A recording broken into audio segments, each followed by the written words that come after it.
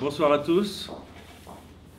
Merci nous avoir rejoints pour cette réflexion pédagogique de fin d'année avant que tout le monde parte en vacances, un peu penser à autre chose. On essaye de semer des éléments de réflexion maintenant qui, on l'espère, vont germer tout au long de l'été et vous permettre de préparer la rentrée comme il faut.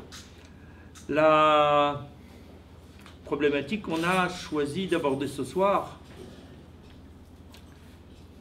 est celle de l'enseignement de la Tfila. Vous le savez, c'est à la fois une matière et pas une matière dans l'enseignement juif. C'est un vécu. Un vécu qu'on enseigne souvent au niveau du savoir-faire. On apprend aux jeunes à faire la Tfila. Mais qu'est-ce que ça veut dire faire la Tfila quand on apprend aux jeunes? On apprend aux jeunes à lire un texte, à savoir quand il faut se lever, quand il faut s'asseoir, quand il faut se prosterner. On leur apprend des éléments techniques qui doivent leur permettre de faire comme leurs condisciples, comme les rabbinim, comme les gens, leurs parents à la synagogue. Et on a le sentiment parfois que c'est ça faire la Tfila. Lire un texte, en sachant bien si on s'interrompt à cet endroit-là, qu'est-ce qu'on fait, si on a loupé cet endroit-là, comment le réparer, etc. On a les halachot de la Tfila, on connaît le texte, on le lit, mais ça ne veut pas dire qu'on sait prier. Savoir prier, c'est deux autres éléments en plus, qui sont essentiels. C'est un savoir, c'est-à-dire un savoir savant.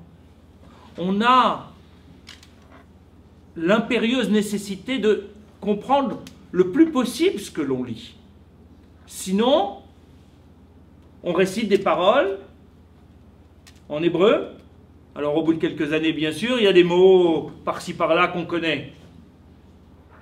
Mais ce n'est pas parce qu'on connaît non plus la traduction des mots et la traduction des phrases de la Tfila qu'on sait prier. Parce que sans rentrer dans une démarche kabbalistique, il faut connaître quand même le sens de ces textes.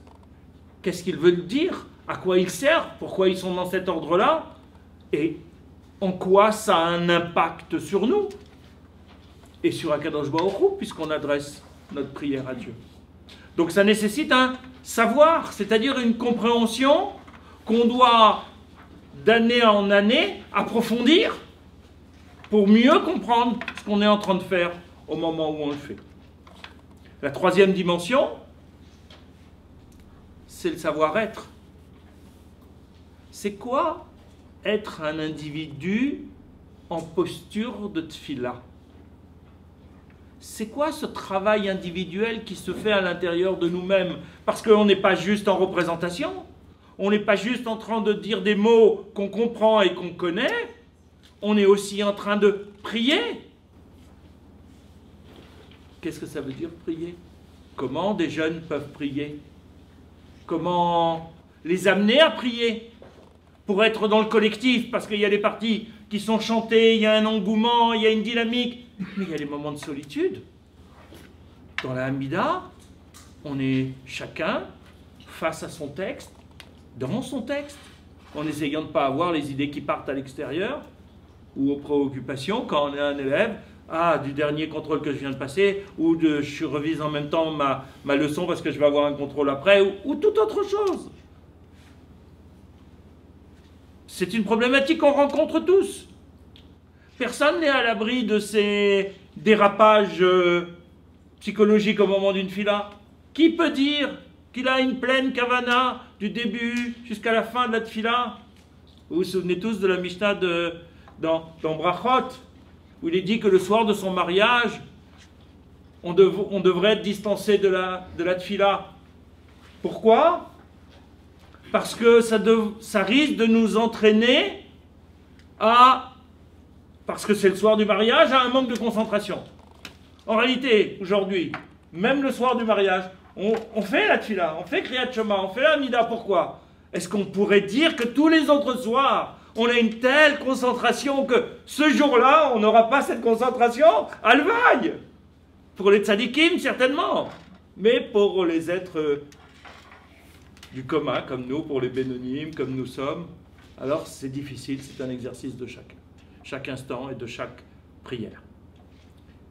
Face à cette problématique globale, comment un enseignant aujourd'hui, comment une école, dans son organisation, peut essayer de faire en sorte que cette fila devienne de plus en plus un moment privilégié pour l'enfant, que ce ne soit pas simplement un sentiment de bien-être parce qu'on est ensemble et qu'on est en train de chanter, mais aussi un sentiment profond d'élévation de l'individu, de concentration. Alors ce soir, c'est tous ces éléments qui peuvent paraître périphériques qu'on a voulu vous présenter. Avec des intervenants qui chacun vont venir donner une touche particulière à cet exercice qu'est la tefila. Comment, dans une école, on vit avec des adolescents ou des adolescentes un moment de tefila. Comment ils y rentrent, comment ils y rentrent pas, quelle est la place du prof. C'est ce que nous essayons de voir avec Rav Shoshana.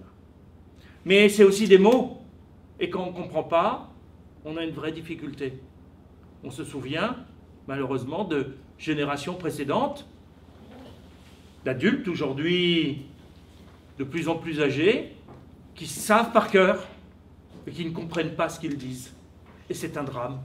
Parce que comment transmettre la tefila à ses enfants ou ses petits-enfants quand soi-même on ne sait pas ce que l'on dit?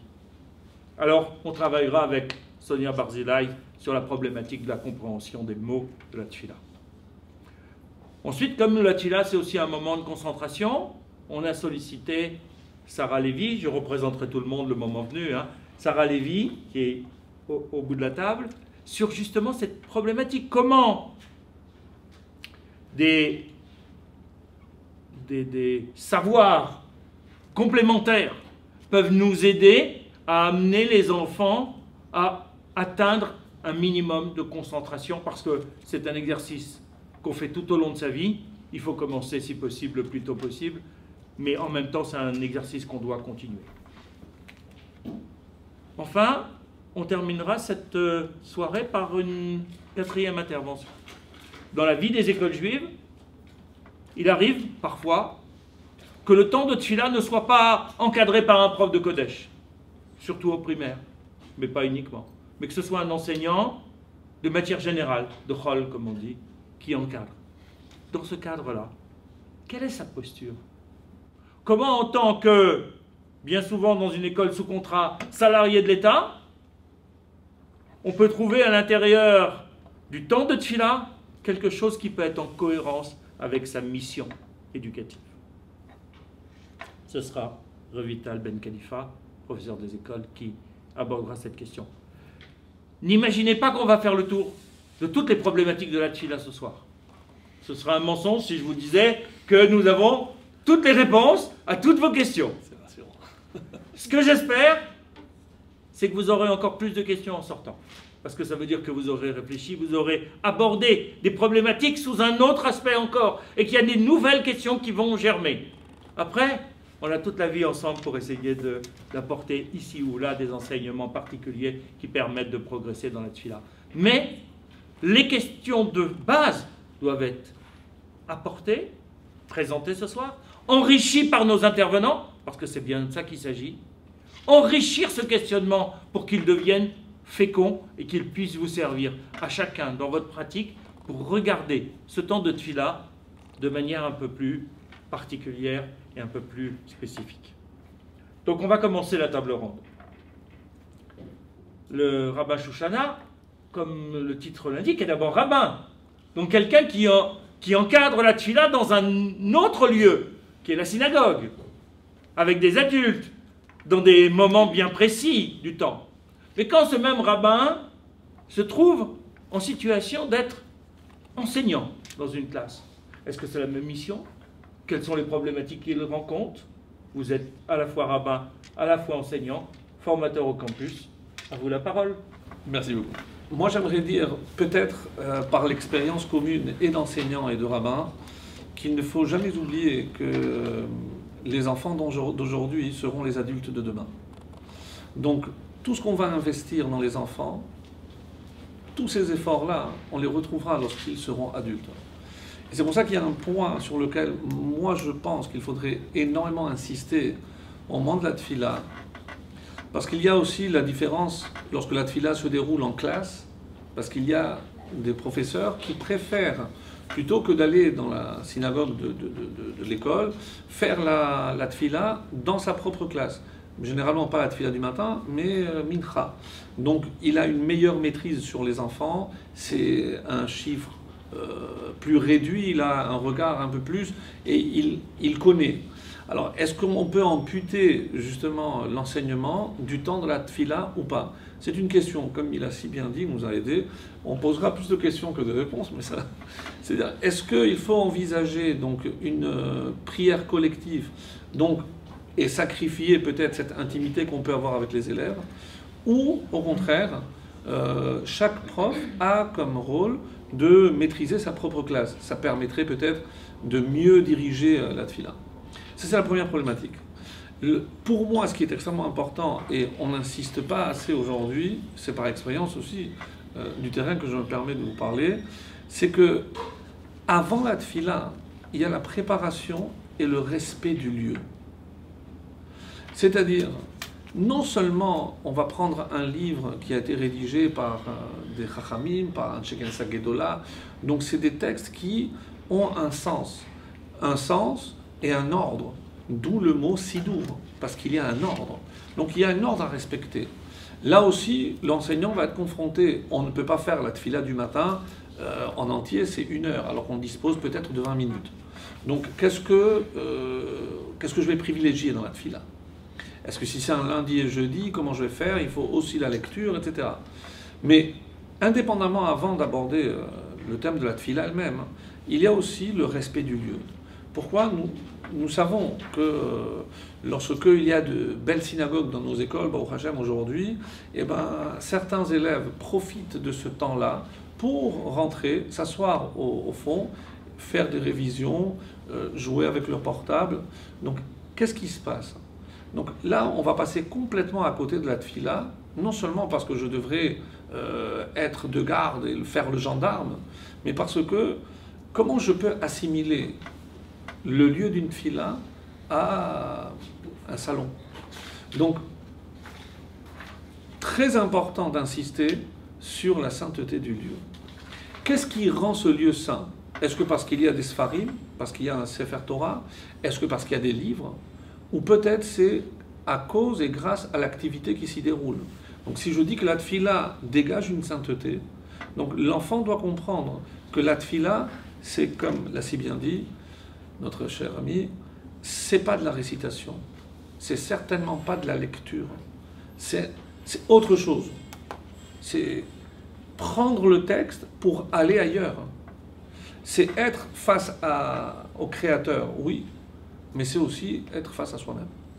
Puisque, et c'est pour ça que, mais je laisserai le rôle, les hitpalel, c'est du pronominal, c'est presque se prier, se diriger vers soi.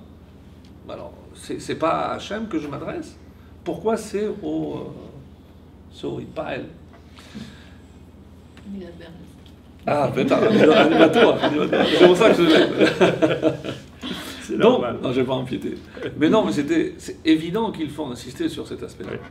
Alors, après, quand on arrive par exemple à la tfila, est-ce qu'il vaut mieux, en tant que professeur de Kodesh, être là pour diriger, pour surveiller, auquel cas, je ne suis pas un prieur, parce que je ne partage pas cette expérience avec eux. Mon humble avis, c'est que on aura beaucoup plus de bénéfices à partager ce moment avec eux, parce qu'à ce moment-là, on ne sera pas simplement un flic, mais on va partager une expérience ensemble. Et nous savons parfaitement que le meilleur enseignement, c'est l'exemple. Donc souvent, ils vont voir comment l'enseignant se comporte. Parce que si l'enseignant lui-même, à la SINA, il a son portable, qu'est-ce que vous pourrez dire après à ses élèves? Donc, l'enseignant a un sidour. Si c'est mincha, il va faire mincha avec eux. Ah, mais je n'aurai pas la même kavana, je ne pourrai pas me concentrer parce qu'il y aura certainement plus de bruit. Oui, mais peut-être qu'il vaut mieux sacrifier sa concentration au bénéfice de l'exemple que je vais donner et surtout de l'engouement que je vais créer. Parce que je pourrais lire avec eux certains passages à voix haute. Donc, par expérience, les enfants ont besoin d'un guide. Si c'est vrai pour les adultes, imaginez pour les enfants. Donc, la tfila, c'est pas simplement page 190. C'est pas ça, diriger l'office. Indiquer la page lorsqu'on va changer. Vous comprenez bien que ça n'a aucun sens. C'est vrai, c'est bien que tout le monde ait le même livre, ça permet tous de lire en même temps, mais je ne peux pas réduire le rôle de dirigeant de la tfila à une simple annonce de la page. C'est inconcevable. C'est inconcevable. Donc, quelle attitude il doit avoir? D'abord, avant de rentrer, c'est comme dans tout. Avant de se lancer dans la pratique, il y a la théorie. D'où vient ce texte? Je ne parle pas maintenant de la traduction, je parle du contenu. Qu'est-ce qu'on va chercher? Pourquoi il faut 3 par jour? Et pourquoi c'est Shachrit, Mincha et Arvit? Pourquoi les initiales c'est Shema? Quel rapport avec le Shema? Pourquoi lorsqu'on prie, il faut qu'il y ait un délégué qui s'appellera Shaliach Tibour? C'est comme si nous, on le nommait notre délégué. Mais pourquoi on ne prie pas tous ensemble? Pourquoi il faut un délégué? Pourquoi dans le mot Tzibour, c'est les initiales de Tzadikim, Benonim et aussi Rechaim? Quoi? Il faut des Rechaim pour prier? Non. Mais même le Racha a sa place dans la Tfila. Parce que sinon, ce n'est pas un Tzibour. Donc, après qu'on a travaillé en amont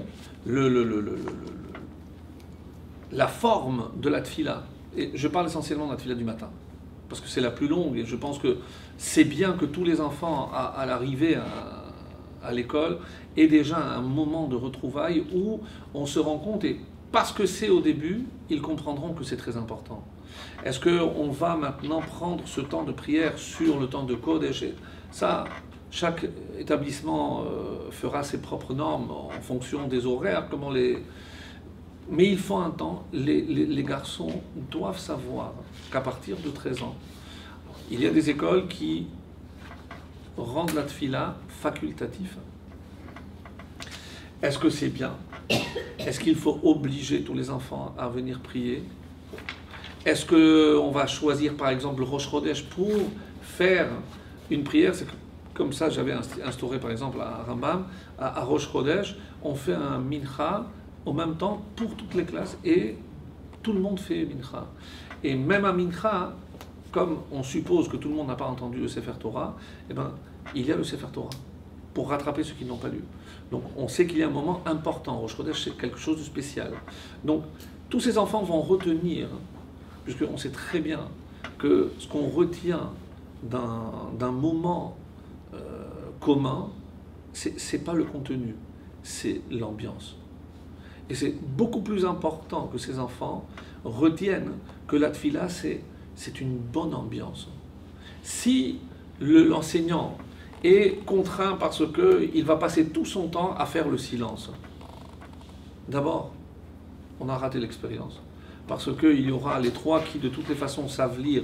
Ce sont toujours les mêmes qui vont faire la tfila. Et le reste, on va s'arranger, plus ou moins, faire semblant. Donc, c'est trop dommage de ne pas profiter. Mais encore une fois, je reste convaincu que le travail de la tfila se passe à l'extérieur de la tfila. Pourquoi, dans le langage des Chachamim, le mot tfila, qui veut dire la tfila, n'est réservé qu'à la Hamida? Pourquoi, comme vous l'avez dit, il faut ce collectif? C'est la notion de minyan. Pourquoi il faut 10 personnes pour pouvoir faire certains passages. Je ne peux pas prier seul, certainement. Mais quelle est la valeur de la prière en commun? Qu'est-ce que ça apporte de plus? Donc, toutes ces questions qu'il faut travailler, parce que c'est pas simplement on rentre à la choule, on termine, on ferme le sidour et après on passe à autre chose. La tfila ne doit pas être vécue comme une matière supplémentaire. Donc, en général, moi je dirais même le kodesh, mais bon, ça c'est un peu plus difficile. Mais si aujourd'hui on est pour la tfila ne peut pas être conçue comme une matière, de 8h à 8h30, c'est la tfila, à 8h30 j'ai maths, l'autre il a anglais. Non. C'est un travail qui doit se faire. Et tous les garçons en particulier ont un intérêt aussi. Ils savent que tôt ou tard, il y a une échéance, c'est la bar mitzvah. Donc, ça peut créer aussi une émulation au sein des élèves pour savoir que lorsque la bar mitzvah arrivera, ils seront capables eux-mêmes de faire la tfila. Et pas ce à quoi malheureusement on assiste. Puisque je passe de l'autre côté, lorsqu'on voit des jeunes qui à peine arrivent à annonner, qui arrivent avec difficulté à faire le schéma, c'est pas possible qu'en ayant traversé toutes ces années d'une école juive, eh ben, on sorte, je ne parle pas du bagage maintenant, mais je parle du bagage au niveau de la tfila, que ça ne soit pas fluide, qu'il n'y ait pas cette connaissance du sidour avec, comme si c'était un livre connu. Et je vous assure qu'une des plus grandes frayeurs des adultes, c'est lorsque on considère le sidour comme un ennemi, on ne le connaît pas, on ne sait pas comment le gérer. C'est pour ça que des fois vous proposez un livre, les gens ont peur. C'est pas normal. C'est pas normal. Le sidour doit faire partie de la vie d'un élève dans une école juive. Le sidour, c'est quelque chose qui doit être shagour befiv, c'est quelque chose de naturel. Et lorsque la tfila, lorsqu'on arrivera à ce résultat où la tfila devient naturelle, c'est vrai qu'il y a après d'autres problèmes, comme ça a été soulevé. Après, bon, c'est le manque de concentration. Je suis sûr, peu importe. Nous, on est adultes. On ne peut pas prétendre avoir cette concentration. Mais au moins, on sait qu'il y a un moment précis dans notre journée où on a un dialogue avec le Créateur. Et ces enfants doivent comprendre que on est face à Kadosh Baruch Hu comme quelqu'un à qui on va accorder un personnage extrêmement important, on va lui accorder une audience de quelques minutes. On lui dit voilà, vous avez quelques minutes pour demander tout ce que vous voulez. Et ça devrait être plus long, mais comme on n'a pas le temps, donc les Chachamim ont fait ce travail pour nous, ils ont condensé dans ce qu'on appelle, nous, les tfila, tout ce à quoi un homme peut aspirer. Ça veut dire que dans l'expression de la Hamida, par exemple, il y a tout ce dont l'homme a besoin. Pourquoi on demande une bonne année? Pourquoi on demande la guérison? Et encore plus important, c'est vrai que je fais à voix basse parce que c'est entre moi et le Créateur, mais on utilise toujours la première personne du pluriel. Refa'enu, Hashivenu. Donc, il y a aussi ce sens de la collectivité. On demande pour les autres. Donc, on n'est pas seul, même si on est à voix basse. Et je terminerai par l'exemple que donne la Torah dans Bereshit, où il est dit que quand Dieu a créé, il n'y avait pas de pluie. Rien ne poussait parce qu'il n'y avait pas de pluie. Et pourquoi il n'y avait pas de pluie? Qui est en Adam? Parce qu'il n'y avait pas d'homme. Alors les commentateurs posent la question, mais quel rapport? Il n'y a pas d'homme, alors il n'y a pas de pluie, et s'il n'y a pas de pluie, rien ne pousse. Qu'est-ce que les Chachamim ont déduit de cet enseignement? C'est qu'il n'y avait pas d'homme pour prier pour la pluie, et sans pluie, rien ne pousse. Autrement dit, lorsque Dieu a placé l'homme déjà dans le Gan Eden, il attend en retour que l'homme lui adresse ses demandes. D'abord, parce que ça nous oblige à l'humilité, parce qu'on sait que tout ce qu'on obtiendra, ça vient d'Akadosh Baruch Hu. Et c'est pour ça que la tfila, c'est le meilleur enseignement de l'humilité. Merci.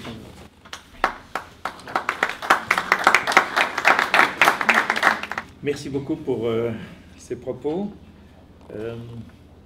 Sonia Barzilai est d'abord agrégée d'hébreu, enseignante, formatrice, spécialiste de l'apprentissage de l'hébreu, aussi bien de l'hébreu biblique que de l'hébreu moderne à travers des ulpanim. Et il y a déjà, depuis quelques années, elle a essayé de développer des supports pédagogiques pour l'amélioration de la maîtrise de l'hébreu de la prière. Parce que ce vocabulaire est essentiel pour permettre la compréhension basique des textes qu'on lit. On n'a pas l'habitude de prier dans la langue locale. Les Khamim ont voulu absolument garder, même si on peut pour certaines prières individuelles utiliser le français lorsqu'on est en France, mais ils ont voulu garder cet élément collectif du peuple juif. Quel que soit l'endroit où un juif se trouve, il peut trouver un minyan avec qui il peut prier dans la même langue partout sur la surface du globe. Et c'est un élément d'unité essentiel. Mais en même temps, cet élément d'unité nous pose problème. Lorsqu'on a un texte devant soi, qu'on ne comprend pas, qu'on lit dans une démarche de prière, alors comment dépasser ça? Comment dépasser cette difficulté? Que peut-on faire? Je n'ai pas toutes les réponses, mais je vais essayer quand même. Donc, après avoir reçu la Torah sur le mont Sinaï, le peuple d'Israël a répondu tout de suite « Naaseh ». Kol asher diber Hashem naaseh. Une promesse d'action. Et tout de suite après, ils ajoutent Naaseh venishma. Vayomru Kol asher diber Hashem naaseh venishma. L'action est accompagnée par nishma. Le sens du verbe shomea dans l'hébreu biblique ne se réduit pas par le oui, mais surtout met l'accent sur la compréhension. Ani shomea, j'entends et je comprends. Comme on l'apprend par exemple dans le verset parlant des frères de Yosef, Vehem lo yad'u ki shomea Yosef. Ils ne savaient pas que Yosef les comprenait. D'ailleurs, ce sens a été préservé en hébreu moderne dans le mot mashmaout, qui veut dire sens, signification. Pendant des siècles, l'hébreu n'était pas une langue parlée et les Juifs se sont contentés par naaseh. Heureusement, grâce à ce naaseh, ils ont préservé leur identité pendant des siècles. Qui ne connaît pas, mais M. Petit-Oyon l'a dit, qui ne connaît pas des personnes qui sont capables de réciter par cœur des prières, des chapitres entiers de la Bible, mais comprennent très peu de ce qu'ils prononcent. Je ne parle pas de la compréhension du sens, mais de la compréhension textuelle, qui pourrait bien évidemment aider la compréhension du sens.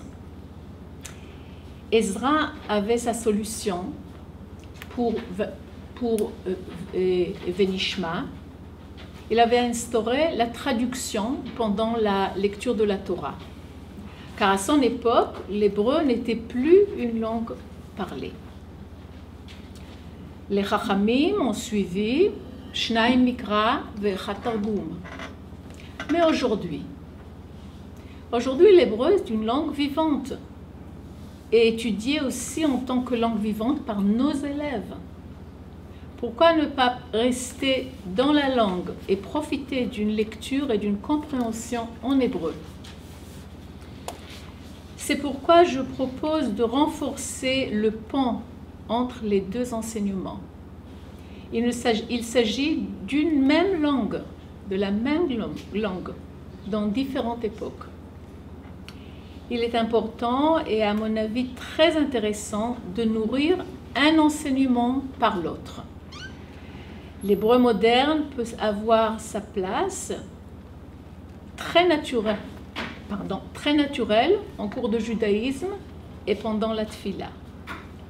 Nombreux sont les écoles où est instauré après la tfila un moment de réflexion cela pourrait être le moment d'intégrer des notions d'hébreu moderne et ainsi de renforcer ce pont.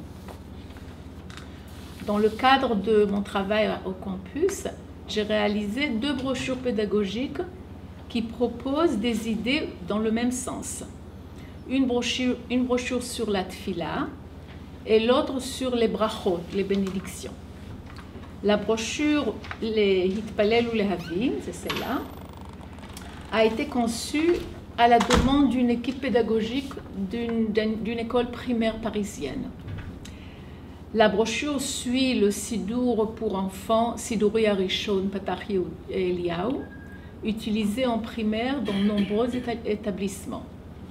Un CD audio accompagne la brochure et peut être utilisé par l'enseignant pendant, après, avant l'apprentissage de le sujet choisi.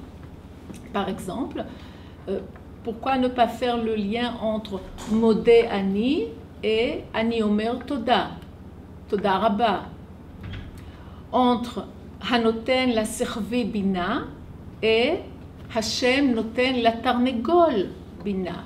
Hatarnegol Navon, Hu Mevin, Hu Mavchin Ben Yom u Ben Laila. Hatarnegol Kore Baboker Kokoriko. La deuxième brochure, les Varech ou les Havin, c'est celle-là, a pour but, alors ça c'est pour un niveau un peu supérieur, a pour but d'offrir un modèle d'analyse grammaticale d'extraits de bénédiction choisis afin de sensibiliser l'élève à une compréhension approfondie du sens de la bénédiction. Une présentation de la racine barach, bet resh chaf, accompagnée des différentes formes de sa conjugaison, ouvre la brochure. Ensuite, l'analyse grammaticale de 5 bénédictions choisies et proposées. Chaque verbe est analysé en mentionnant la racine, la forme à l'infinitif, le groupe verbal, le binyan, le temps ainsi que la conjugaison du verbe dans le temps exprimé. L'enseignant peut, à cette occasion, revoir et compléter ce travail par une conjugaison dans d'autres temps. Les noms sont également analysés, leur genre, et s'il s'agit d'un nom composé, il est décomposé en marquant toutes les informations qu'il comporte. Préposition, état construit, etc. Les passages tirés de la Bible, par exemple Birkat HaKohanim, est l'occasion de traiter quelques notions d'hébreu biblique, notamment ce qui concerne le système verbal biblique. À la fin de chaque bénédiction, l'élève est invité à parler de son contenu dans le cadre d'un exercice à trous en utilisant l'hébreu moderne. Par exemple, après avoir travaillé Birkat HaShachar, l'élève complète Ani Modeh, Ani Omer Toda, Lemi, l'Hashem, Lama Ani Modeh l'Hashem, Ma'u asa, Hashem החזיר את הנשמה שלי, איך הוא עשה זאת? הוא עשה זאת בחמלה. Tout ça a été travaillé évidemment dans le travail sur la Birkat HaShachar.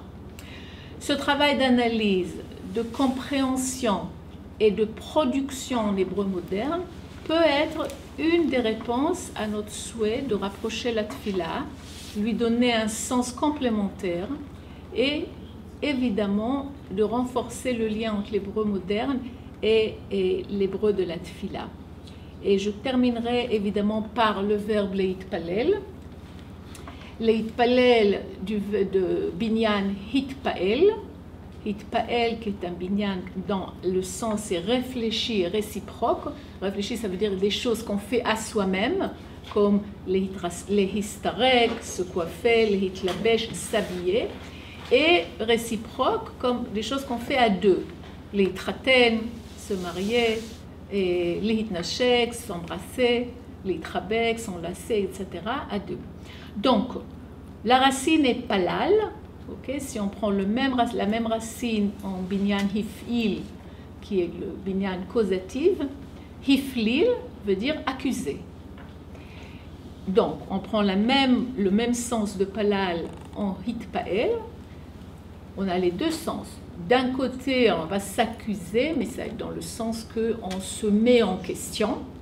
Donc, il y a une partie de l'hitpalel, se mettre en question par rapport à ce qui est demandé, et l'hitpalel dans le sens réciproque, évidemment avec qui. Donc, l'idée de le verbe l'hitpalel dans la grammaire hébraïque, c'est que on a les deux actions, et à mon avis, la première, c'était se mettre en question, se réfléchir à soi-même, donc une sorte de méditation, et ensuite, après avoir travaillé avec soi-même, sur soi-même, on passe à la relation avec l'autre, avec Dieu, avec l'homme, les hitpalel. Merci. Merci. Tout un programme. À la fois la confrontation, comme je viens de le dire, au texte, au modèle, aux concepts clés qui sont mis dans le texte, et en même temps la réciprocité, et la rencontre avec Akadosh Baruch. Mais, tu as raison de le dire, pour que cette rencontre puisse se faire, il faut qu'on soit au clair avec nous-mêmes. Donc on arrive à l'intérieur de soi-même à une forme de concentration, de lucidité, de travail de l'intériorité. Est-ce que j'ai suffisamment introduit le pont vers Sarah Layani, qui est professeure de Kodesh, formatrice aussi depuis peu au campus, après avoir été stagiaire au campus, et qui a de multiples casquettes, celle d'enseignante Kodesh en second degré, mais aussi celle d'être sophrologue. Comment la sophrologie peut nous permettre d'aborder ces problématiques d'entrer en soi-même et de réciprocité de manière originale? Une bonne question. Bonsoir à tous.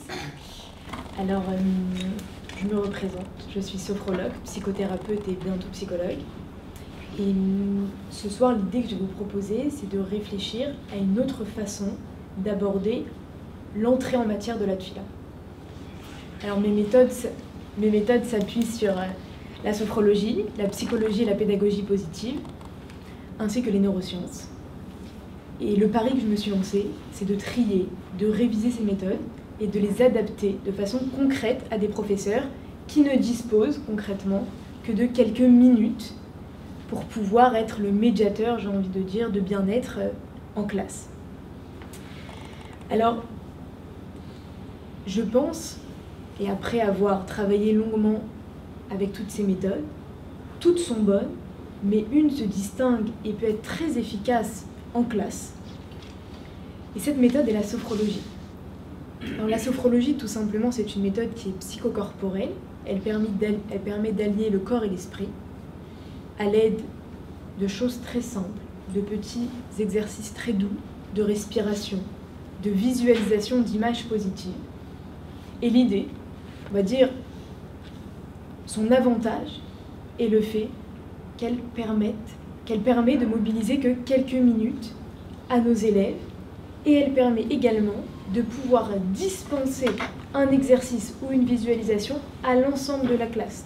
Donc la classe entière va pouvoir travailler grâce à ce petit exercice qui peut aller de 3 à 7 minutes selon le temps et l'envie du professeur.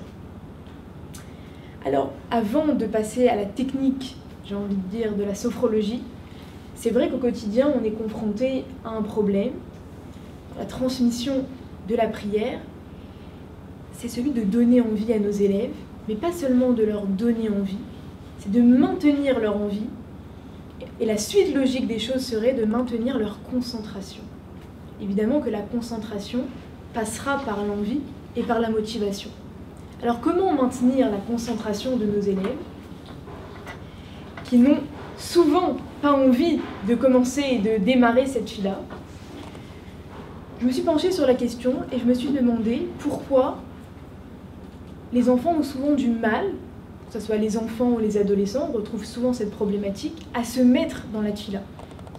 J'ai réfléchi et je me suis dit tout simplement que la plupart, en tout cas, des fonctionnements aujourd'hui dans nos écoles juives en France, c'est lorsqu'un enfant arrive en classe, il va à peine poser ses affaires, peut-être l'appel rapidement, il va peut-être discuter, échanger quelques mots avec ses camarades, et on va directement le mettre dans la tfila.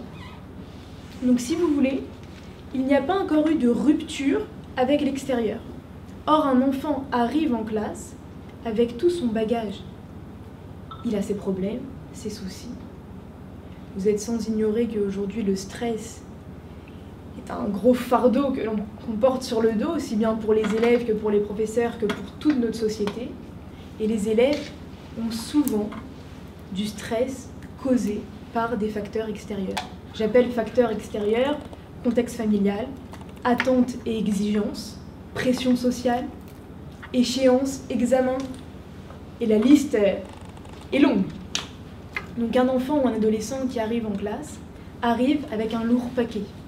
On lui demande directement de se concentrer pour 15, 30, 40 minutes, selon le jour et selon le niveau.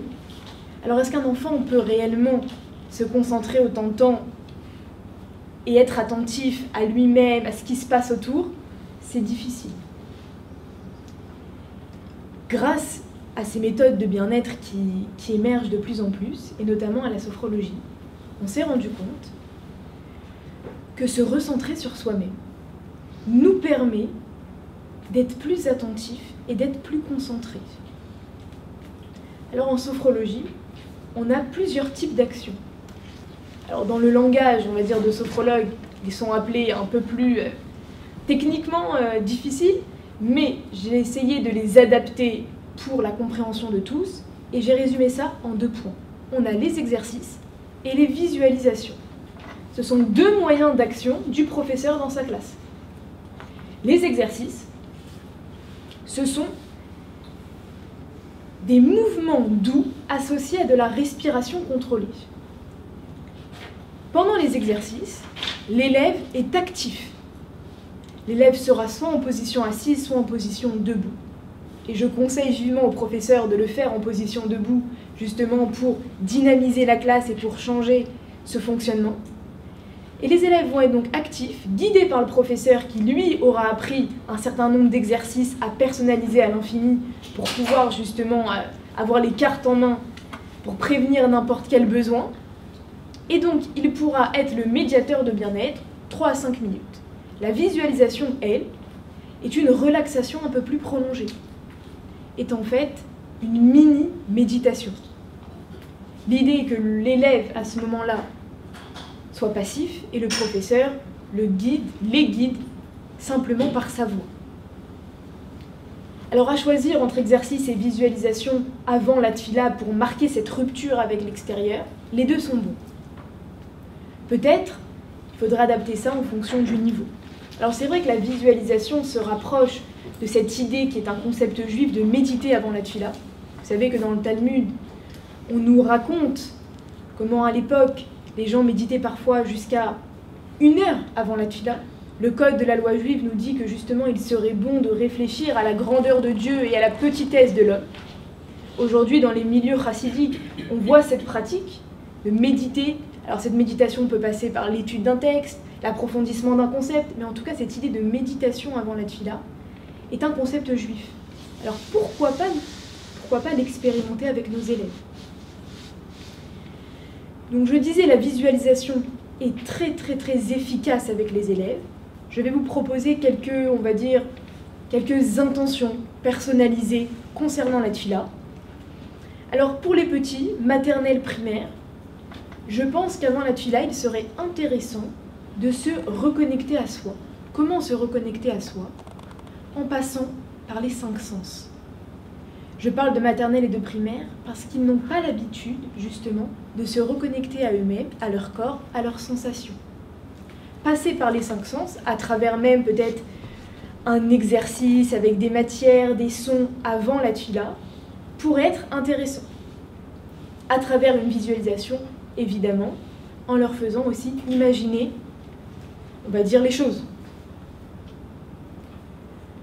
Pour les plus grands, mais aussi pour le primaire, évidemment adapté, un exercice sur la concentration. En sophrologie, on a un panel d'exercices. Moi, je m'attelle justement à les réduire et à les personnaliser pour les professeurs. J'aurai prochainement, par exemple, un jeu de cartes d'exercices adaptés aux professeurs pour pouvoir avoir les exercices et la possibilité de les personnaliser.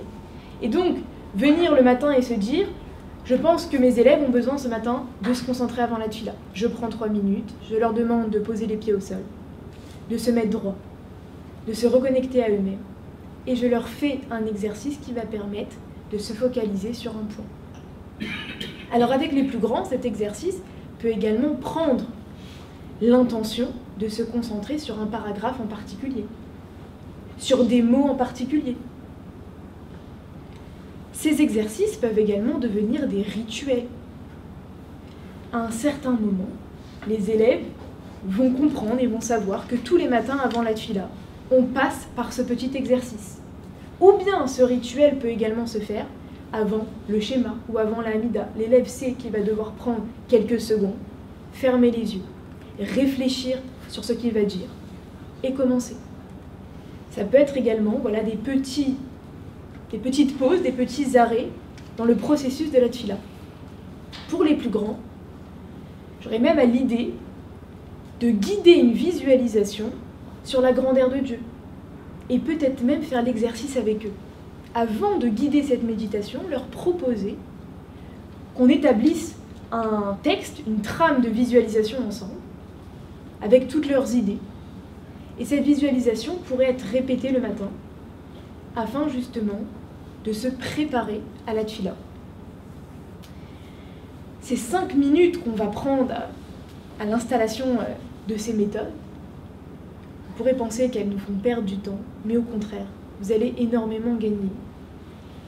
Je ne vous dis pas que vos élèves seront concentrés tout le temps de la tfila, mais au moins ils auront eu cette préparation et cette rupture avec leurs problèmes, leurs soucis.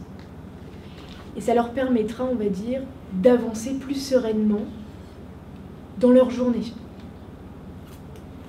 Alors dans ce concept de bien-être, on peut guider un exercice, mais on peut également faire en sorte de créer des automatismes chez eux. On peut très bien, à travers un matériel pédagogique adapté, créer une fiche qui pourrait être dans le casier pour les plus petits, dans le sac pour les plus grands, qui pourrait justement permettre de se concentrer avant la tfila, avec des questions clés.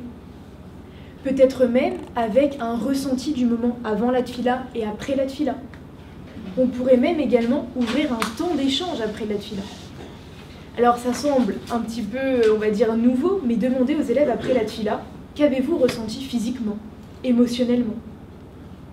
Cette même trame qu'on pourrait poser après un exercice de sophrologie ou après une thérapie, on pourrait également le faire après la tfila. Qu'avez-vous ressenti?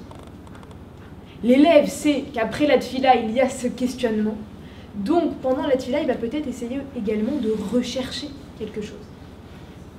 On peut également penser après la tfila à l'encouragement des élèves. Alors, dans cette vision de bien-être, évidemment, à émettre des jugements de faits et non de valeurs, à émettre des feedbacks positifs, à créer un environnement propice pour qu'il se passe, j'ai envie de dire, un renforcement positif dans cette matière, dans ce domaine.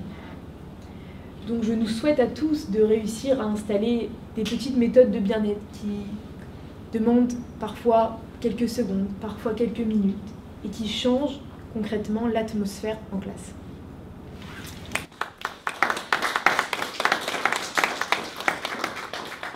Je vais oser une comparaison. En vous écoutant, je pensais à cette tradition qui, si je ne me trompe pas, nous vient du Harizal, de rajouter avant un certain nombre de mitzvot le Shem Yichud, qui est un temps de prise de conscience. Avant de faire la chose, je dois prendre conscience de ce que je suis en train de faire. Alors, c'est dit autrement, c'est pédagogique. Aujourd'hui, le Shem Yichud parfois rentre dans une même habitude que la Tfila, et donc il y a ce risque que tout soit entraîné par la même vague, mais ce temps nécessaire de la concentration me semble intéressant et important. Justement, le passage du matin, parfois de la cour de récréation, est un moment important qu'il ne faut pas rater, de manière à ce que on crée des transitions en donnant le temps aux enfants de se concentrer, mais ce sont des méthodes intéressantes qui existent aux États-Unis, y compris dans l'enseignement public américain, qui a ce concept d'avoir une minute pour soi en début de journée. Et je pense qu'on gagnerait à l'introduire et à l'instaurer dans nos moments d'enseignement juif, notamment avant la Tfila. Merci pour cet éclairage.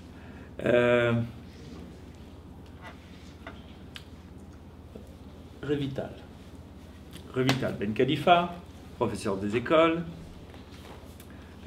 formatrice, qui intervient déjà dans un certain nombre de programmes, y compris dans la formation des professeurs des écoles, sur les problématiques de transversalité entre le Chol et le Kodesh. La question pour laquelle on vous a sollicité est une question qui fait partie de la vie d'un certain nombre d'écoles et qui n'est pas simple. Un enseignant de Chol n'est pas un enseignant de Kodesh. Que fait-il au moment où on lui demande d'encadrer un temps de prière? Ce n'est pas sa matière. Il ne sait pas forcément prier lui-même, ou n'a pas envie. On ne demande pas à un enseignant de Chol, quel qu'il soit, ni d'être pratiquant, ni d'être engagé religieusement. Il est là pour autre chose, il est là pour enseigner les matières générales. Alors même s'il y a une obligation de respect du caractère propre d'un établissement, quel qu'il soit, c'est un moment qui peut être paradoxal. Mais on pense ça juste avant de vous avoir écouté. Parce que je pense qu'après, on se rend compte que, mais bien sûr, on aurait dû le comprendre comme ça. Peut-être. Dites-nous. Alors, tout d'abord, bonsoir à tous. Je suis ravie et honorée d'être parmi vous ce soir. Je remercie les personnes qui m'ont donné la parole. J'aimerais, avant de commencer à rentrer dans le vif du sujet, vous proposer de m'accompagner dans une petite visite. Une visite pour faire un constat.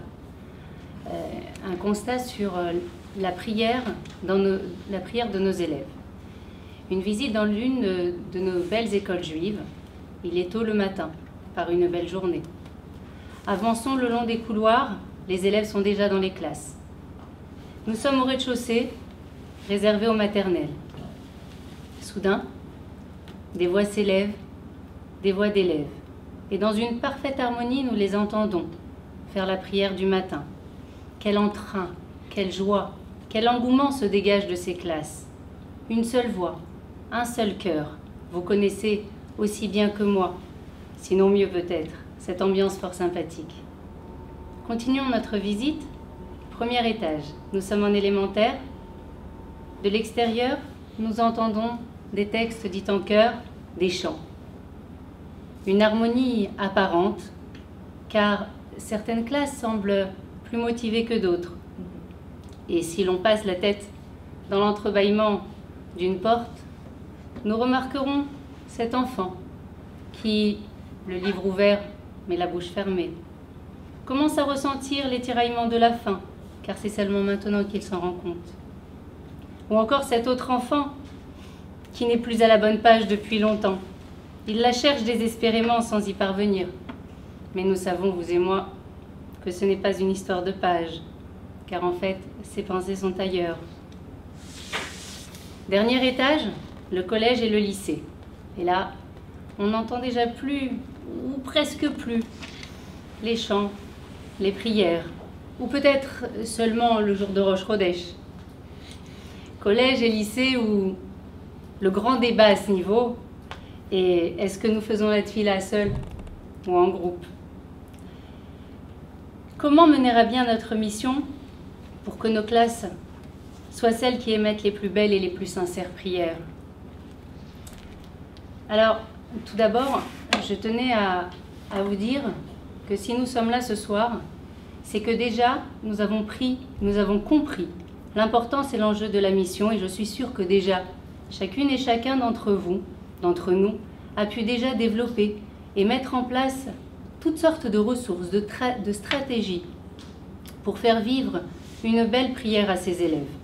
Il suffit de le vouloir sincèrement et de prendre conscience de la responsabilité qui est la nôtre. Qu'on soit professeur de Kodesh ou professeur de Chol, avoir la prière dans notre emploi du temps est une responsabilité qui nous a été attribuée et à nous de l'assumer en toute honnêteté. Car, comme l'a très bien dit le Rav Shushna, au-delà de nos élèves que nous avons en face de nous, quand nous sommes en classe, derrière ces petits visages, nous devons entrevoir l'adulte de demain. Cet homme, ce mari, ce papa qui devra éduquer à son tour.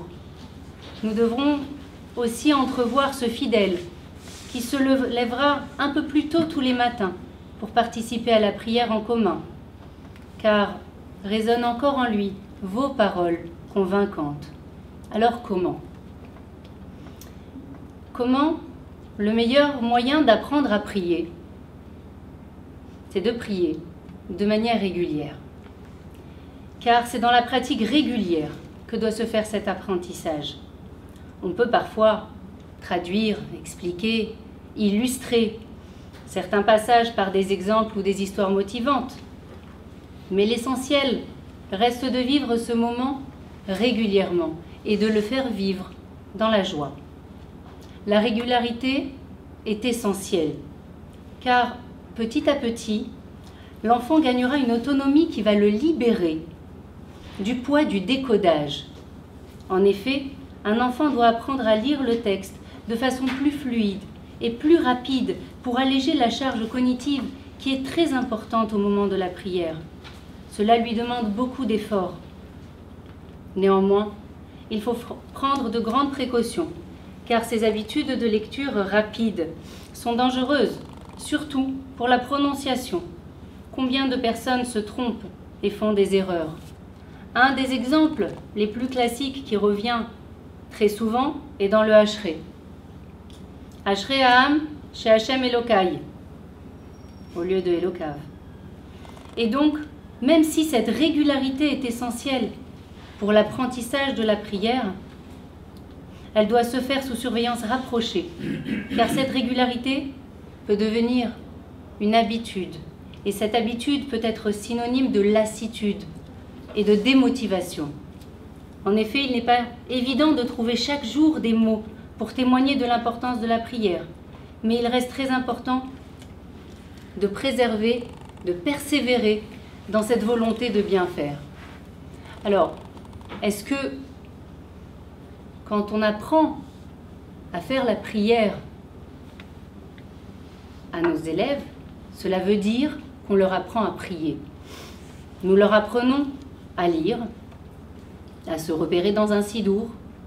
Mais qu'est-ce qui va faire de cette lecture une prière?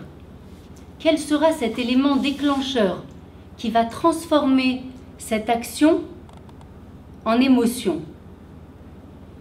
Comme on l'a dit déjà, c'est la concentration. En hébreu, la concentration veut dire, se dit kavana, qui vient du mot kivun, la direction. Il s'agit de donner une direction à nos pensées, leur donner une adresse. À qui sont adressées les paroles que je prononce? Inviter Dieu dans son cœur au moment de cette lecture. Se diriger vers ce monde intérieur caché. Car ne dit-on pas que c'est en soi que nous trouvons le meilleur endroit pour prier? Le Rambam, Maïmonide, dit dans Ilchot Tefila, les lois de la prière, qu'il faut vider son cœur des pensées étrangères au moment de la prière. Mais peut-on réellement le faire? Peut-on réellement vider son cœur de ces pensées envahissantes? Nos pensées sont là, indélogeables. comment faire? En fait, il suffit de les remplacer par d'autres pensées, provisoirement. C'est pourquoi il est important, comme l'a très bien dit Sarah, de prendre un temps avant de commencer la prière. En effet, une bonne préparation avant va conditionner une meilleure concentration pendant. Si un enfant se met à prier tout de suite après son entrée en classe, son esprit est encore préoccupé par d'autres pensées. Il serait incapable de se concentrer. Alors, comme le dit si bien le professeur Reuven Feuerstein, 1 minute, je réfléchis. À l'image de ce plongeur qui va prendre une profonde inspiration avant de plonger et de s'enfoncer dans l'eau. La préparation conditionne la réussite de l'exercice. Un peu comme un échauffement dans une séance de motricité. Cet échauffement fait partie intégrante de la séance. D'ailleurs, on peut remarquer que chaque mitzvah a sa préparation. La préparation démontre la valeur de la mitzvah. Prenons l'exemple du Shabbat. Notre préparation de la maison, des repas, plusieurs jours avant, montre notre amour et notre attachement à la mitzvah. On peut ainsi réfléchir à chacune des mitzvot et à la préparation qui lui est nécessaire. Il est vrai que souvent nous sommes pressés de commencer les activités de la journée et que le temps de préparation, en plus de celui de la tfila, peut nous sembler long. Mais il faut savoir que c'est un investissement. Alors, à nous, pendant ce temps de préparation, qui ne doit pas excéder, comme l'a très bien dit Sarah, 1 ou 2 minutes, à nous d'allumer cette flamme qui est en chacun de nos élèves. Être un peu comme un allumeur de réverbère, à nous de trouver les mots, les formulations qui vont atteindre les fibres les plus intimes de leur cœur, et leur prière pourra atteindre des sommets de sincérité. Nous avons l'habitude de dire que la prière est le service du cœur, Avoda Shebalev. Mais elle ne peut y parvenir sans la contribution du cerveau. En période de tragédie et de crise, la concentration est au rendez-vous. Ce n'est pas difficile de mobiliser les cœurs. Cet élan se fait de manière spontanée et évidente. Tout le monde s'unit autour d'un même texte, d'une même prière, pour la même cause. Mais au quotidien, cette passion, cette flamme fait souvent défaut. L'habitude reprend le dessus et la prière peut nous sembler monotone. Alors surtout, ne pas baisser les bras, persévérer et se reprendre. Ensuite, plus les élèves grandissent, plus ils gagnent en autonomie, et puis certains de nos élèves vont se targuer en disant qu'ils arrivent mieux à se concentrer quand ils font leur tfila seuls. Fort de cet argument, ils essayent de nous convaincre, de nous laisser les laisser prier seuls. Mais restons maîtres de la situation. Nous savons que le judaïsme insiste lourdement sur l'importance de la prière en commun. Les élèves ne savent pas, ou oublient peut-être, que les prières passent mieux quand elles sont émises en groupe, que la glorification du Créateur se fait avec plus de splendeur quand nous sommes nombreux. Nous pouvons aussi les convaincre en leur expliquant que le drame de la société, c'est la solitude. Car nous possédons tout, des smartphones, des ordinateurs, des consoles, et j'en passe. Mais nous manquons de l'essentiel, la solidarité, l'écoute. Un homme seul ne peut pas beaucoup, mais sans lui, rien ne peut se faire. Tu es le 10e qui validera le quorum. Chacun est indispensable pour compléter le minyan. Chacun est indispensable dans la communauté. Prendre conscience de l'importance de la communauté pour l'individu et de l'individu pour la communauté. Avec la prière en groupe, nous ne sommes plus seuls. Nous sommes unis dans le même élan, la même foi et le même désir. D'ailleurs, notre ministre de l'Éducation nationale, Jean-Michel Blanquer, n'a-t-il pas justifié dans nos emplois du temps le créneau de la prière par l'institution de la pratique musicale comme étant une priorité nationale? Il l'a même étendu à toute l'école, alors qu'initialement ce plan était prévu seulement pour les collèges. La chorale, impose-t-il. Mais oui, chef. La rentrée en classe en musique, l'éducation musicale, cette opération visant à créer un environnement favorable afin de bâtir la confiance et améliorer le vivre ensemble. Nous sommes en plein dedans avec le thème de la tfila. En tant que professeur de Chol, nous pouvons aisément faire sortir la tfila de son contexte religieux pour justifier notre position. Nous pouvons montrer les effets positifs de ce moment sur les apprentissages, le bien-être que se procurent les élèves pendant ce temps d'introspection et de réflexion. Le fait d'adopter une posture intérieure réflexive est un excellent exercice pour l'apprentissage de la concentration. Ce temps de préparation avant de se jeter dans les apprentissages. Mais également dans le cadre du vivre ensemble et de l'éducation morale et civique. Ce temps est précieux, car nous sommes avec les autres tout en étant soi-même. Ce temps où l'on va élaborer des demandes individuelles par le biais d'actions collectives, avec comme compétence à acquérir, savoir communiquer et exprimer des sentiments et des émotions. On est en plein dans les programmes, en production d'écrit, écrire une lettre de demande. C'est toute la magie de la transversalité entre le Kodesh et le Chol. Appliquer le programme de l'éducation nationale en saupoudrant de temps en temps, intelligemment, des supports puisés dans notre patrimoine. Les deux domaines, que ce soit l'enseignement du Kodesh ou l'enseignement de Chol, en sortiront enrichis, car l'enfant est unique. Et le fait de partir du vécu de l'enfant pour baser nos apprentissages de Chol donne du sens à ces apprentissages, car cela fait écho sur ce qu'il connaît déjà. La tfila apparaît dans notre emploi du temps comme n'importe quel autre domaine disciplinaire. Il faut se pencher aussi sur sa progression en fonction du niveau de l'âge des élèves, mais aussi en fonction du niveau d'exigence religieuse des écoles.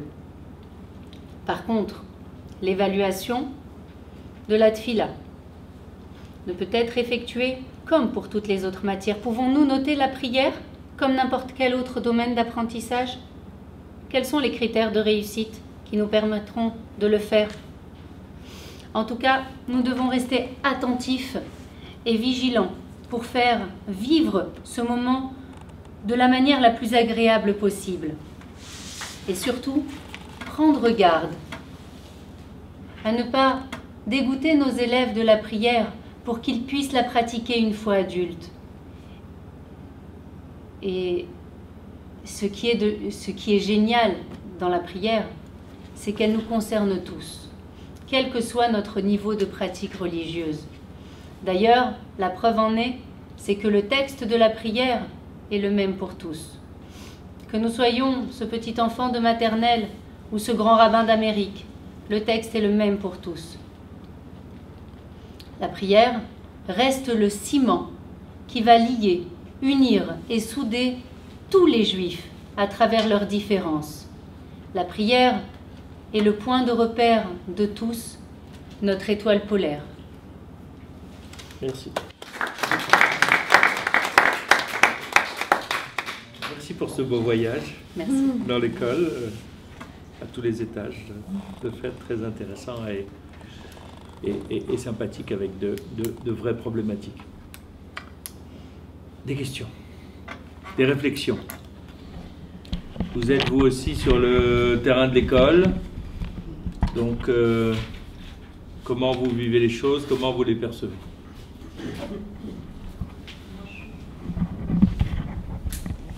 Allez-y, allez-y. D'abord, merci. C'était vraiment très intéressant. Et ce que je trouve extraordinaire, c'est que vous avez réussi à tous lier vos réflexions. Enfin, vraiment, elles se nourrissent les unes des autres. Enfin, moi, j'ai vraiment savouré ce moment. Merci beaucoup, vraiment.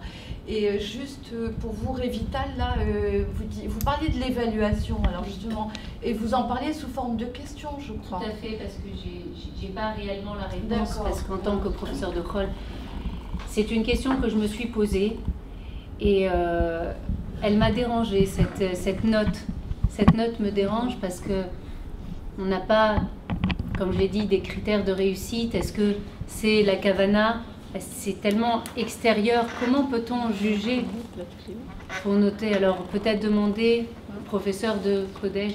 Moi, ça m'a fait un tout petit peu réagir parce que je travaille plus avec la petite enfance dans les crèches.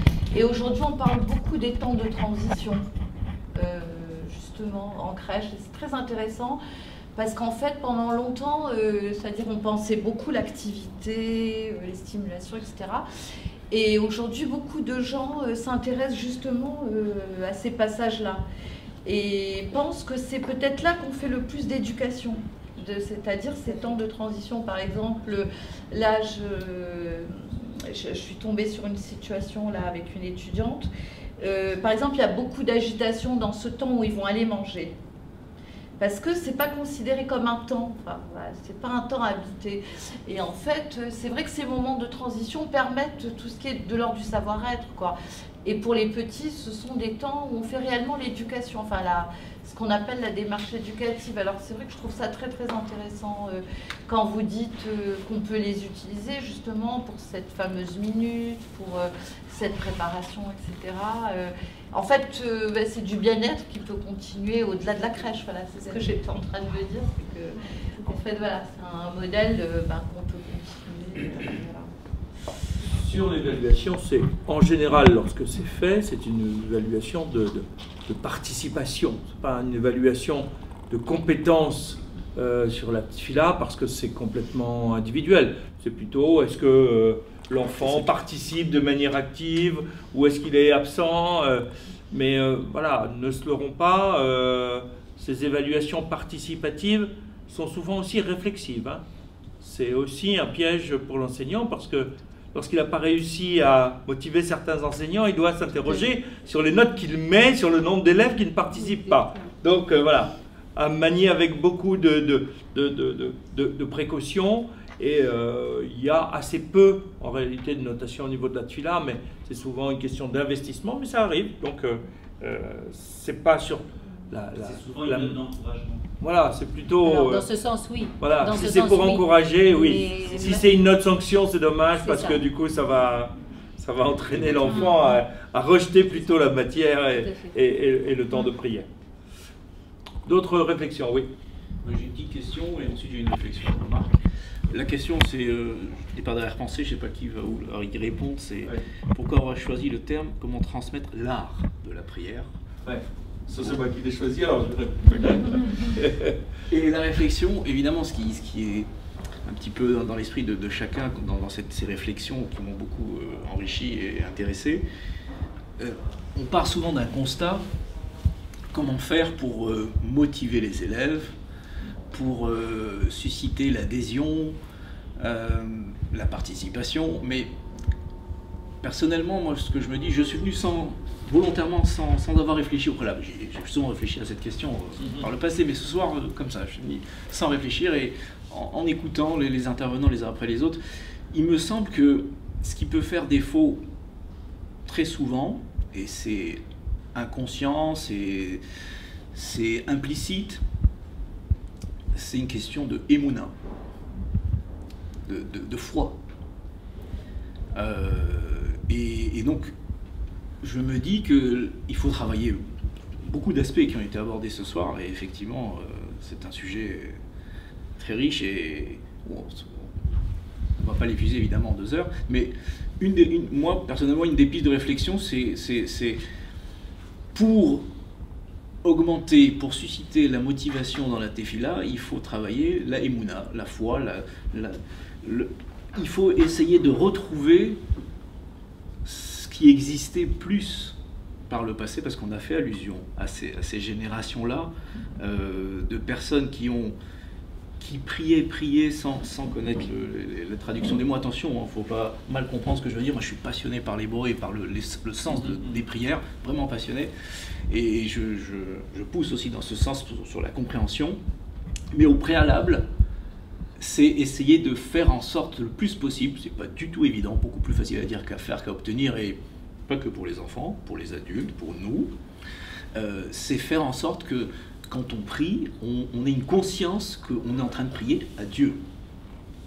Non seulement cette conscience, mais ce qui est sous-jacent et ce qui va avec, c'est que, on parle d'aspect religieux, hein, donc moi je suis dans l'aspect religieux, avec la croyance que c'est Dieu qui fait tout. Le monde actuel, le monde qui nous environne et celui de nos élèves ne pousse pas du tout à ça. Aujourd'hui, c'est les sciences, c'est la rationalité, c'est l'effort, c'est j'y arrive par mes efforts, j'obtiens, je fais. Évidemment, ce sont des valeurs importantes à inculquer à tout le monde et aux élèves, bien sûr, mais il y a, je crains qu'il y a cet aspect-là qui manque grandement chez beaucoup d'élèves et d'adultes. Et je m'inclus, attention, hein, je suis en train de donner des leçons. Hein, quand je prie à Dieu, voilà, je prie vraiment à Dieu et c'est Dieu qui fait. Et je pensais en écoutant les différentes interventions, quand on disait par exemple que la prière n'est pas une matière parmi d'autres, etc., c'est parce que le terme est très mal choisi, mais c'est pas grave. Il faut pas que ce soit désincarné, parce que là, avec Dieu, c'est un peu compliqué. Je veux dire, bon, une matière, voilà, c'est une matière comme une autre, c'est un temps, j'ai un contrôle, etc. Là, on prie à Dieu. C'est un moment très différent. Voilà, c'était la petite réflexion que je voulais faire. Et dernière chose, pendant des générations, et il n'y a pas si longtemps, certaines grand-mères, que certains ont peut-être connues, c'est Ya Rabbi, on sent qu'ils ont Dieu face à eux, voilà. Et c'est peut-être ce qui manque beaucoup aujourd'hui. Alors, d'abord sur le titre, on va commencer par ça. Et ça va me permettre de réagir à la suite. Je crois que d'une certaine façon, le fait de prier est un art. C'est-à-dire dans le sens où l'individu se met pleinement dans sa création. Chaque prière est une œuvre d'art. C'est-à-dire dans chaque prière, l'objectif c'est de se mettre grâce au vecteur qu'est le texte, dans cette relation pour produire quelque chose qui s'appellerait la prière du jour. C'est pour ça qu'il m'a semblé intéressant de dire ce qu'on doit essayer d'apprendre, c'est aux enfants comment arriver à se connecter à Dieu à travers le texte. Ce que vous appelez Emouna, tel que vous le présentez, pour moi, n'est pas un préalable. C'est dans le texte qu'on le construit. Quand je lis la Hamida, bénédiction après bénédiction, et que je suis dans cette démarche de Leit Palel, je suis en train de me confronter. Qu'est-ce que je crois vraiment? Atar Honen Da'at. Et de comprendre. Est-ce que je dis vraiment, est-ce que je suis en phase avec ce que je suis en train de dire? Est-ce que je crois que c'est mon intelligence qui me rend grand, ou c'est Akadosh Baruch Hu qui lui me donne la connaissance et la conscience, et que mon intelligence c'est le fruit de la volonté d'Akadosh Baruch Hu? Si je prends le texte de la Tfila comme étant un texte auquel je me confronte, parce que c'est par cette confrontation que je vais construire ma anava, mon humilité. Et à ce moment-là, c'est parce que j'ai construit mon humilité que je suis capable que mon message est capable d'être reçu par Akadosh Baruch Hu.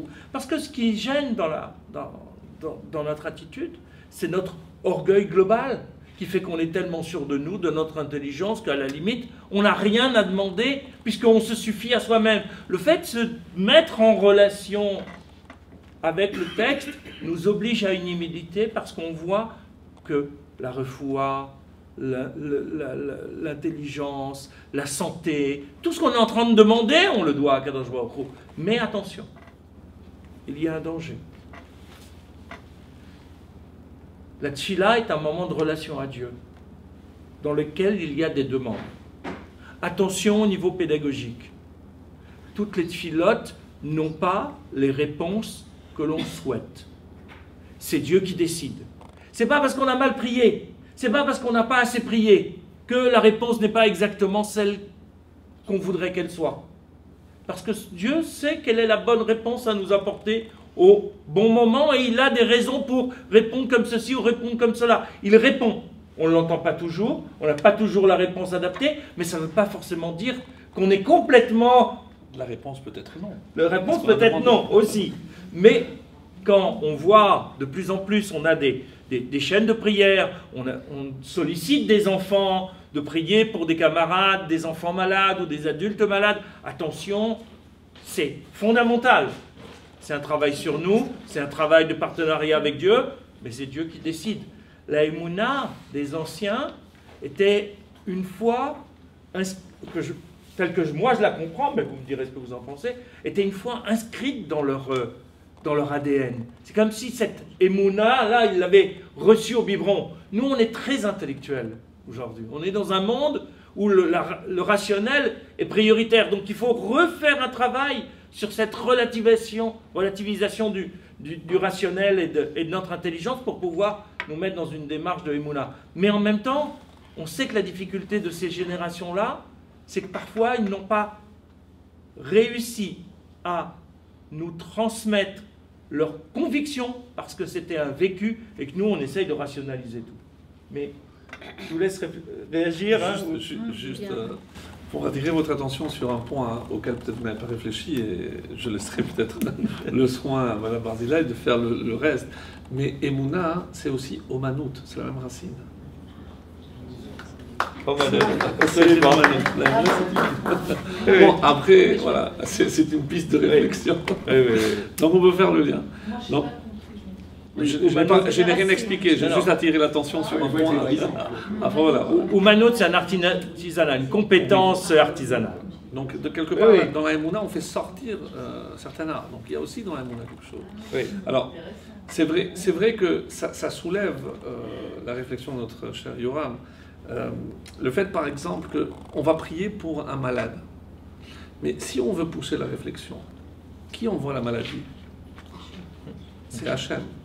Donc, si Hachem envoie la maladie, est-ce que moi j'ai le droit maintenant de demander à Hachem, non Hachem, tu t'es trompé, maintenant il faut que tu les guérisses, parce que c'est pas bien ce que tu as fait.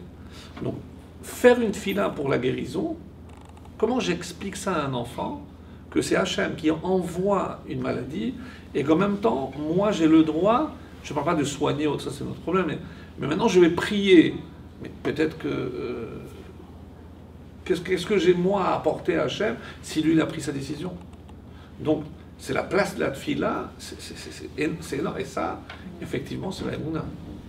Alors, est-ce que, ça, je ne sais pas si on est d'accord sur ce point, est-ce que c'est la prière qui éveille ou qui...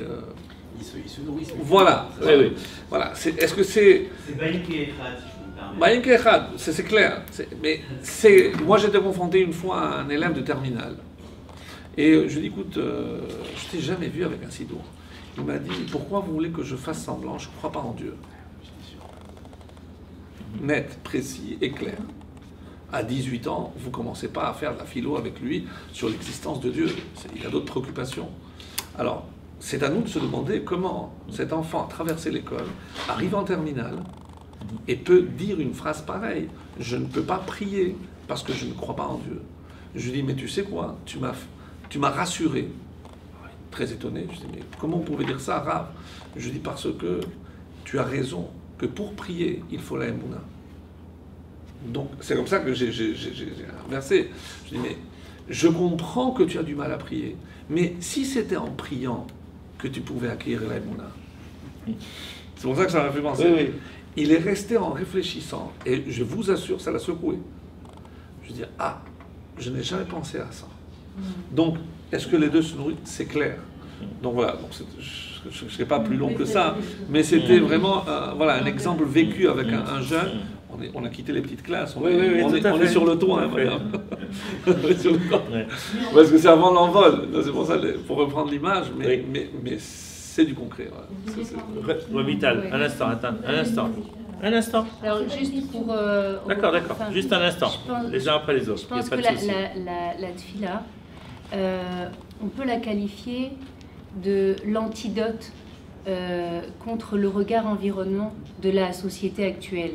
La société actuelle, elle veut, comme vous l'avez très bien dit, montrer que de l'homme dépend sa réussite. Si j'ai réussi tel concours, c'est parce que j'ai bien travaillé. Si j'ai guéri, c'est parce que j'ai été voir les bons médecins, j'ai pris les bons médicaments.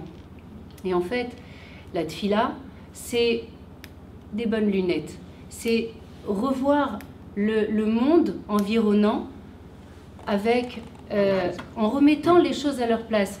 Il y a quelqu'un au-dessus de moi, je m'adresse à Dieu, et c'est en fait la foi, comme vous l'avez très bien dit, dans la tfila, la foi vient avec la tfila. Personnellement, je pense que plus on va prier, plus notre foi va grandir en Dieu. Et vraiment, pour moi, c'est l'antidote contre la société environnante. Madame. Tout le monde considérera que votre réponse est bonne dans la mesure où Emouna va se développer avec la tfila. Mais l'impression que j'ai, c'est que ce serait peut-être intéressant, au préalable, d'expliquer, c'est peut-être fait, je ne suis pas enseignante de Kodesh, donc je ne sais pas comment c'est organisé, mais on pourrait considérer au préalable qu'il faut expliquer qui est Dieu, que Hachem nous a choisis en tant que peuple et qui nous aime. Et donc qu'il aime chaque élève, chacun de nous, et qu'il veille sur nous, et qu'il sait, comme un papa, exactement ce qu'il faut faire à chaque moment, ce qu'il croit être une punition. C'est simplement Hachem qu'il aime et qui considère que c'est comme ça que ça doit se passer. Donc ça lui inculque finalement ce qu'est Dieu. Et alors on dira également que parmi les mitzvot qu'Akadosh Baruch Hu nous a données, la tfila est une mitzvah. Pourquoi ?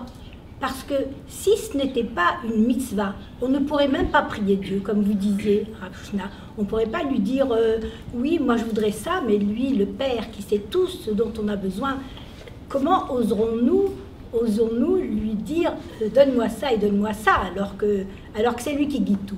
Comme c'est une mitzvah, on a le droit de prier. Et le deuxième point, c'est qu'Akadosh Baruch Hu a également dit sans la tfila, on ne peut pas obtenir tout ce qu'on veut. C'est-à-dire que la tfila est quelque chose d'obligatoire. Donc l'amour d'Akadosh Baruch Hu qu'il nous donne, nous devons le lui rendre.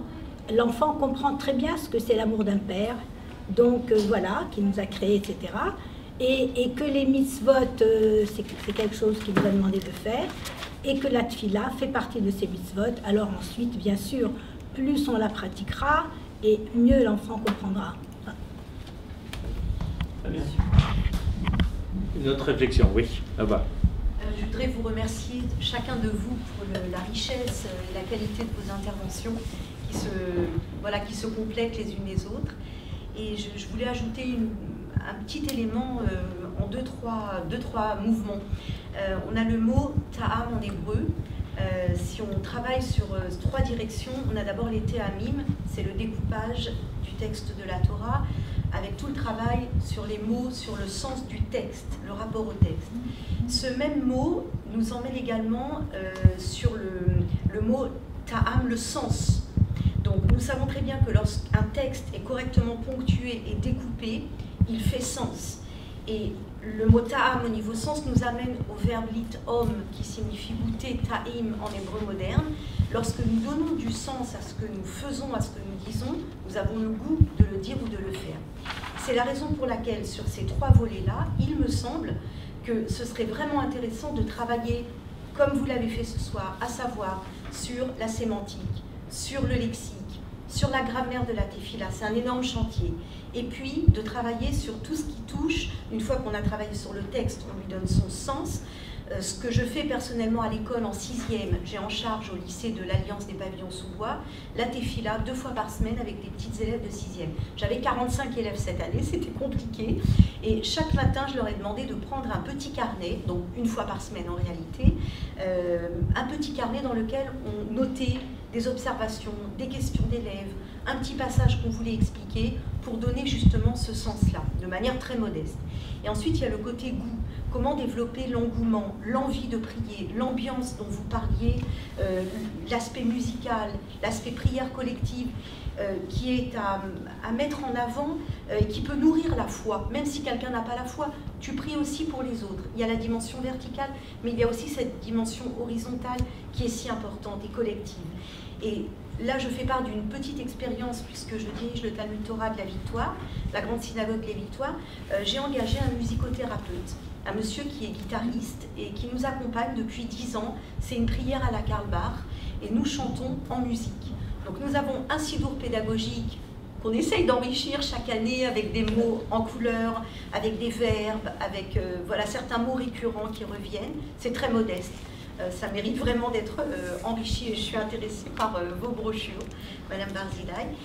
Et il y a tout le côté tefila en musique, que ce soit vraiment un moment de vécu, un moment agréable. Et notre évaluation, entre guillemets, parce que vous souleviez la question d'évaluation, personnellement je ne l'ai pas résolue, mais j'ai un indice, j'en ai même 2. Et après je m'arrête. Il y a le fait que les parents et les grands-parents prient avec nous tous les dimanches. Donc personne ne leur a jamais dit vous devez venir. On a un tzibour d'enfants de l'âge de 3 ans à l'âge de 15 ans. On a des post-bar et bat mitzvah qui reviennent, les garçons qui remettent leur téfiline avec les tout petits bouts de chou.